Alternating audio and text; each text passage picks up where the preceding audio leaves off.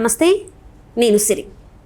ఇప్పుడున్న కాలంలో చాలా వరకు అందరూ సంపాదన వెనకాల సంపాదించాలని చెప్పేసి చాలా ఉరుకుల పరుగుల జీవితంలో అయితే వాళ్ళ జీవితాల్ని గడిపిస్తున్నారు. ఈ ఉరుకుల పరుగుల జీవితంలో వాళ్ళ పక్కన ఉన్న తల్లిదండ్రులనే కావచ్చు, భార్య బిడ్డలనే కావచ్చు, వాళ్ళు మర్చిపోతున్నారు. మొత్తం జీవితాన్ని వాళ్ళ ఉద్యోగాలకే, వాళ్ళ కంపెనీస్కే వాళ్ళ టైం అంతా అంకితం చేస్తున్నారు. దీంతో మానవ సంబంధాలకి మధ్యలో ఖచ్చితంగా అంటే మనుషులకి మధ్య దూరం పెరుగుతుంది. ఆ దూరంతో పాటు ఒంటరిగా మిగిలిపోవాల్సిన పరిస్థితి అయితే వస్తుంది. సో ఈ రోజైతే ఒక న్యూస్ ఏంటంటే, ఒక టెక్కీ చేతిలో ఒకవైపు ఒక చేతుల్నేమో తన ప్రమోషన్ లెటర్, ఇంకొక చేతుల్నేమో తన డైవర్స్ లెటర్. సో అంటే ఇక్కడ ఏమవుతున్నాయి, మనం పనులు చేసుకుంటూ మనకంటూ మన పర్సనల్ టైంని ఇవ్వలేకపోతున్నాం. సో అసలు ఏం జరుగుతుంది, ఈ అంశాన్ని మనకు వివరించడానికి మనతో పాటు ఉన్నారు ప్రముఖ సీనియర్ జర్నలిస్ట్ డాక్టర్ దుర్గవడ్లమణి గారు. నమస్కారం మేడం. నమస్తే మేడం. ఇప్పుడు చూస్తుంటే ఇప్పుడున్న కాలంలో చాలామంది లైఫ్లో ఏంటంటే ఒంటరిగా మిగిలిపోతున్నారు. పెళ్ళైనాక కొన్ని రోజులకే విడాకులు అయిపోతుంది. ఎందుకు ఇలా అయిపోతుందంటే, వాళ్ళు ఉరుకుల పరుగుల జీవితంలో డబ్బుకిచ్చిన అంటే సంపాదించాలి అనుకుంటున్నారు, కానీ డబ్బు మాత్రం సంపాదిస్తే సరిపోదని వాళ్ళకి తెలియట్లేదు. ఈ సంపాదనలో పడి మన పక్కన ఉన్న మనుషుల్ని, తల్లిదండ్రులనే కావచ్చు, భార్య బిడ్డలనే కావచ్చు, ఫ్రెండ్స్నే కావచ్చు, అందరినీ దూరం మెల్లిమెల్లిగా దూరం అయిపోతున్నారు తెలియకుండానే. సో ఇప్పుడు కూడా ఒక ప్రముఖ టెక్కీ అయితే తన చేతిలో ఒక ప్రమోషన్ లెటర్ ఉంది. ఒక పర్ యానం తను 7 కోట్లకి పైన సంపాదిస్తున్నానని చెప్పుకుంటూనే ఇంకొక చేతిలో రివర్స్ లెటర్. ఇట్లా తను బాధపడుతున్నాడు. అంటే బహిరంగంగానే చెప్పేస్తున్నాడు. ఏంటంటే ఇప్పుడు దేనికోసం ఈ సంపాదన అన్నట్టు తను మాట్లాడుతున్నాడు. సో ఇది అందరికి ఒక అవేర్నెస్ అనుకోవచ్చా మేడం? మరి ఖచ్చితంగా కళ్ళు తెరుచుకోవాల్సిన విషయం అండి. ఎందుకంటే మీరు గమనిస్తే కనుకైతే మనకి గొప్పలు ఎక్కువైపోయాయి. తర్వాత ఎండమావుల్లాగా ఈ డబ్బు వెంట పరిగెట్టడం, ఐటీ ఓకే, ఏదైనా కూడా మితంగా ఉండాలి.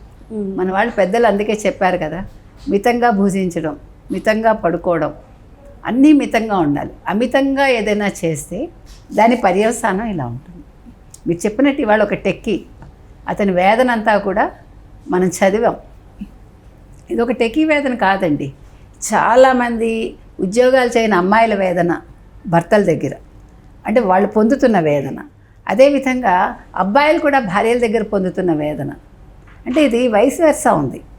ఇదివరకు పూర్వం అంటే ఒక ఎక్కువ అబ్బాయిలు పనిచేసేవాళ్ళు, తక్కువ అమ్మాయిలు పనిచేసేవాళ్ళు.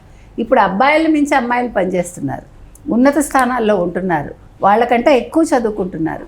అంటే ఏదైనా కూడా అతి అని ఇందాక చెప్పుకున్నట్టుగా ఈ అతి ఎప్పుడైతే అయిపోయిందో కుటుంబ విలువలకి ప్రాధాన్యత తగ్గిపోతుంది.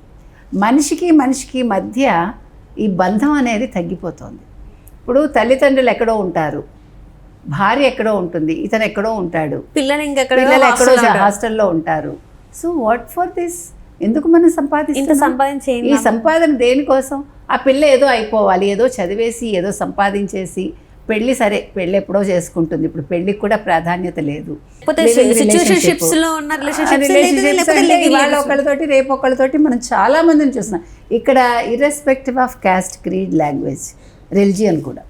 అంటే మా రిలిజియన్లో ఇలాగే ఉంటుందంటే ఉండదు.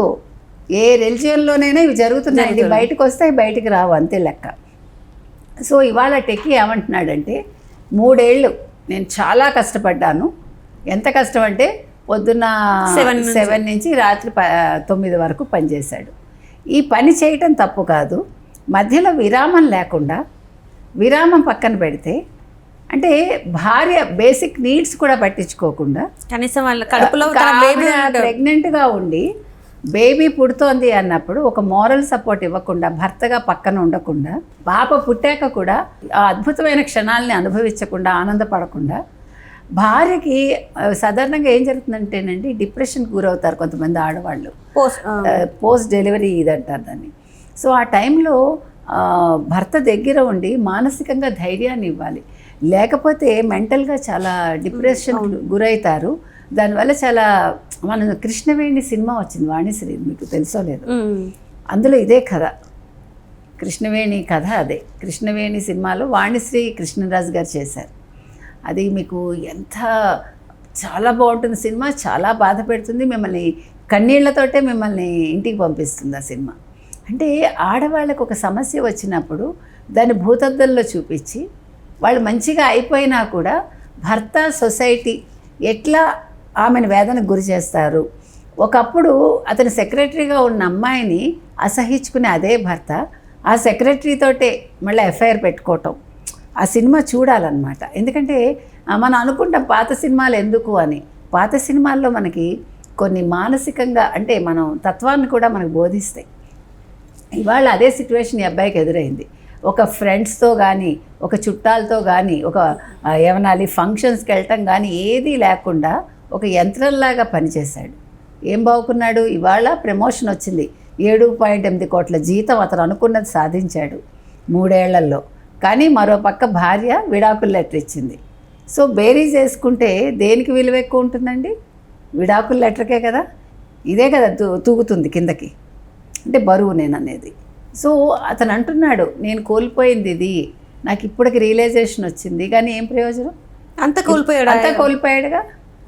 సో డబ్బు అంతా కాదు, ధనమూలం ఇదని జగత్ అంటారు. కాదు, ధనం మన్ని మించి ఉండకూడదు. ధనమే కాదండి, ఏది కూడా మన్ని మించి ఉండకూడదు.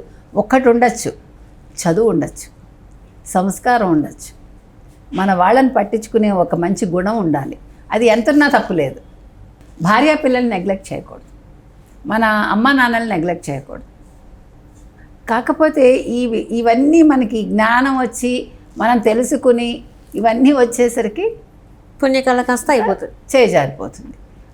ఉండాల్సిన వాళ్ళందరూ దగ్గర ఉండాల్సిన వాళ్ళందరూ దూరం అయిపోతారు, మనం అందరికీ కూడా దూరం అయిపోతాము. మనకి రియలైజేషన్ వచ్చి కూడా ప్రయోజనం ఉండదు.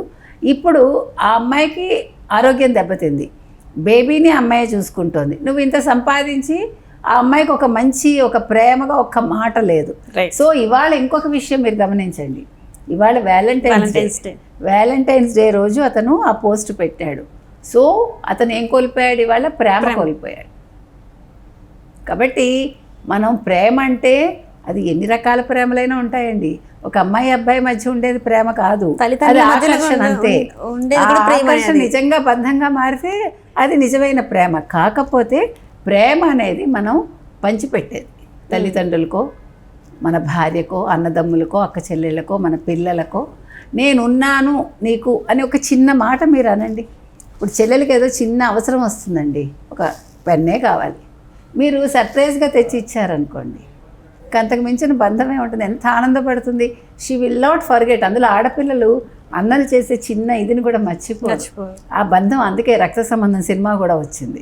అంటే ఇక్కడ ఇతను ఇన్ని కోట్లు సంపాదించినా కూడా ఈరోజు ఆ కోట్లతోనే తన బంధాన్ని నిలబెట్టుకోలేడు. ఇప్పుడు అతని రియలైజేషన్ వస్తే నెమ్మదిగా అందరితో స్నేహాన్ని పంచుకుంటూ, ప్రేమని పంచుతూ, ఆ బంధాన్ని దగ్గర చేసుకుంటూ, భార్యని కన్విన్స్ చేయడానికి ప్రయత్నించి నేను చేసింది తప్పులేదు, అత్తగారు మామగారి దగ్గరికి వెళ్ళి చెప్పుకుని ఆ పాపని దగ్గరికి తీసుకుని నాకు ఒక అవకాశం ఇవ్వు, ఒక 6 నెలలు చూడు, లేకపోతే ఏడాది చూడు, నేను మారకపోతే నీ నిర్ణయాన్ని నువ్వు తీసుకో, లేదంటే నిర్ణయాన్ని మార్చుకో అని రిక్వెస్ట్ చేయొచ్చండి.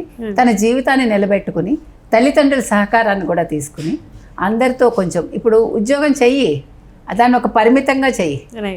ఇప్పుడు ప్రమోషన్ లేకపోతే చచ్చిపోం కదా, ప్రమోషన్ లేకపోతే ఏమవుతుంది, అదే ఉద్యోగం ఉంటుంది.